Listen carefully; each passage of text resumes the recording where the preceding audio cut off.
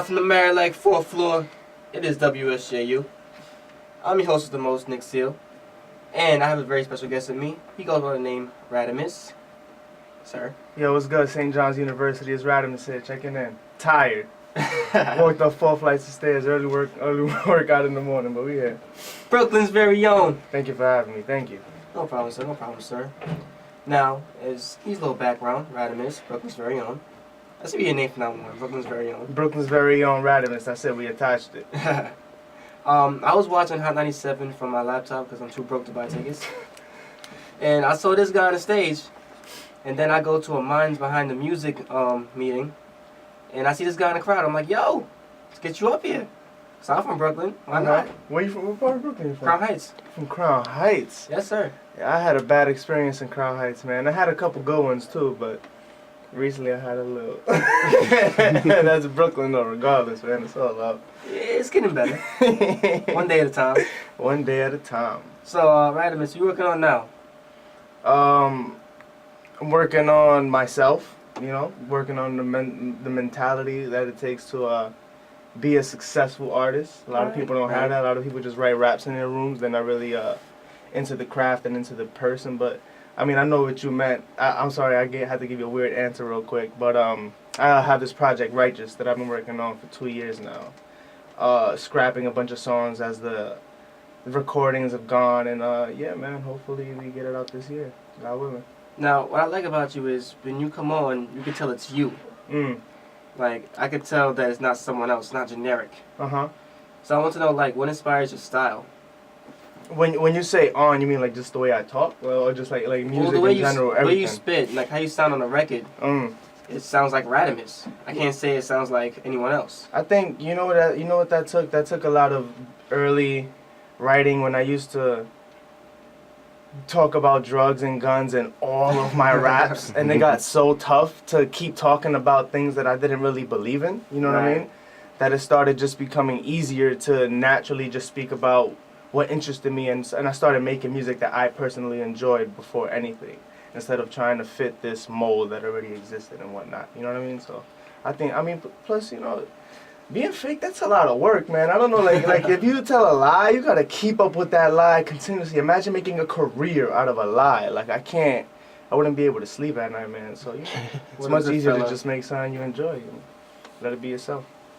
So how do you feel about this new New York movement?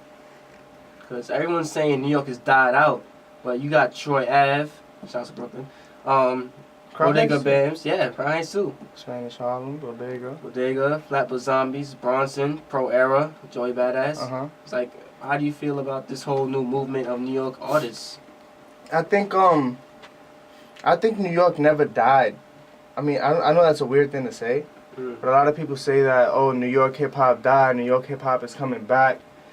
I don't really think it ever died. I think hip hop goes through phases, and sometimes you have regions who get more love than other regions at the time. Like, for some reason, obviously Chicago brought the drill scene back, and then you have people like, I mean, shout out to Chance Vic. I just watched him yesterday at SOBs. But then you have like the Vic Menses, the Chance the Rappers, and then you have the drill music, the Chief Keefs, the Lil Durks in Chicago, and then obviously you have TDE flooding over in Cali with Nipsey and Dom. What happens is that's just periodically. But as far as New York, man, New York has always been New York. It's just much more grimy. It's not as well. What makes New York is that it's hard to make it in New York. Right. So there's not gonna be a lot of unity because New York thrives on you gotta do it yourself and you gotta go get yours. You know what I mean? But as far as all the artists that you mentioned, of course, and there's tons of others. Obviously, you know, we're part of a collective that's also building their brand and starting to blow up on our small scales, but at the same time, everybody has their foot on the pedal. You know what I mean? So it's just time that New York takes over, I guess, as it usually does eventually. You know. So with that being said, out of the new New York artists, who would you work with? That's tough to say, man, because I can say I'm a big fan of somebody and we meet up and not really have good connection. You know what I mean? Because I'm not gonna just rap just because you rap and I rap. Doesn't mean we both have to rap, even if we both like each other's music. Right. You know what I mean? But yeah, a lot of the people that you mentioned would be interesting collabs. I mean, I'd be interested to hear what an Action Bronson Radamiz joint sounds like, but I'd probably leave that to my brother King Critical because they both big dudes, so I think it'd be interesting to see both of them on the joint. But yeah, man, I mean every kind of New York artist I'm open for as long as the connection is there before the talent. And then when the talent comes in, it just makes it more authentic. Nice. Radamiz, sadly. Sadly. I know it's early. Yeah, no, you're early, man. We early birds, so you gotta go get it.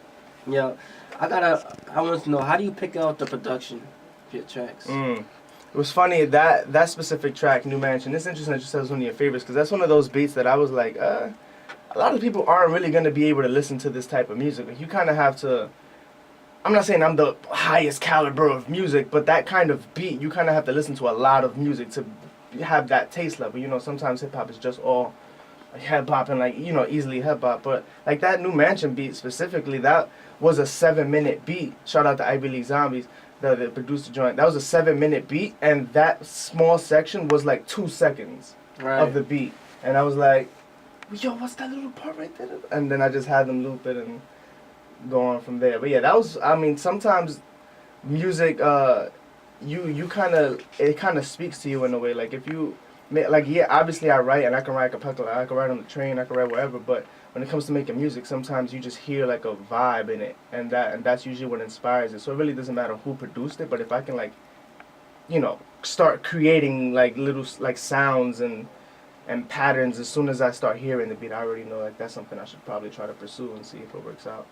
Alright, cool. But for me, yeah, my favorite hip hop group is Tribe Called Quest. Oh, Tribe. Yo, I saw them at Barclays when they opened up for Kanye. I missed it. Yo, I got that as a birthday gift from my sister. That was like one of the best times. Yo, you wanna adopt? Yo, your parents wanna adopt me? Tribe Called Quest killed that show too, man. Bodied it.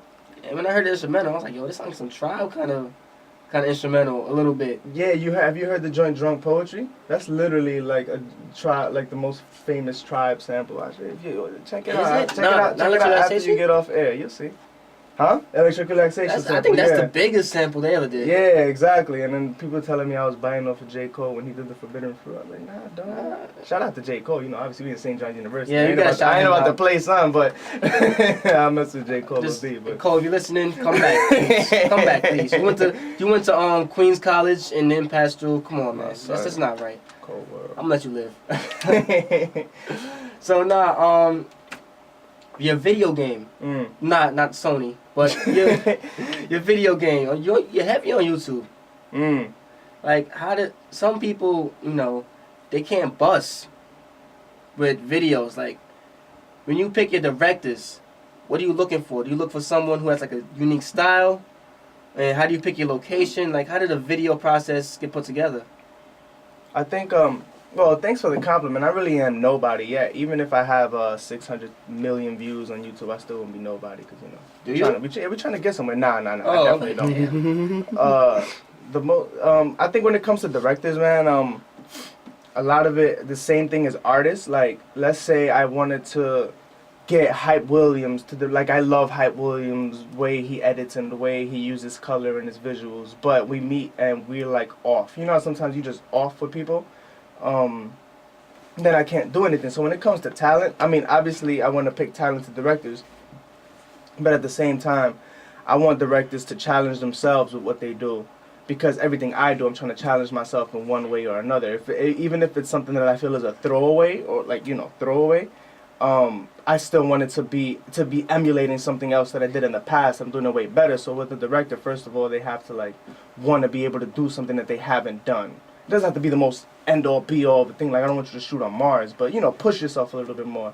And at the same time, be able to have communication with me. Like, let me come with the treatment, let you come with the treatment, and we'll both be hands-on as we direct. Because, you know, obviously I work with directors, but at the same time, I'm talking to them. Like, I know what kind of shots I'm trying to get at the same time. And when it comes to editing, I have shots in mind that I need to have in there for a specific feel. So a lot of it is be creative, be open to push yourself, but at the same time, be open to dialogue and be able to take something from what I'm trying to say, and I'll also let you put in your ideas so we can make something great, you know?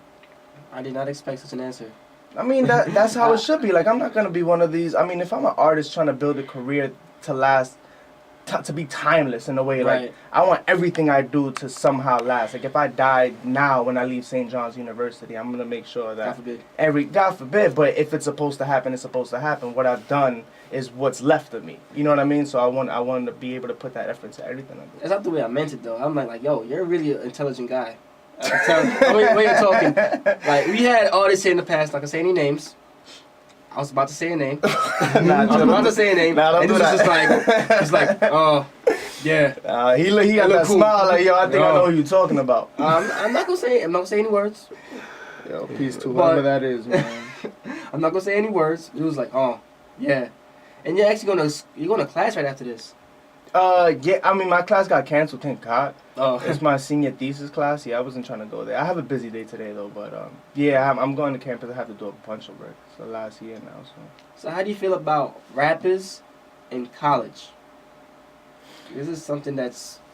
I'd like to just say humans in college. Like, college isn't for everybody, education-wise. Because you can literally, you know, give somebody your course books and have them read everything that you're reading.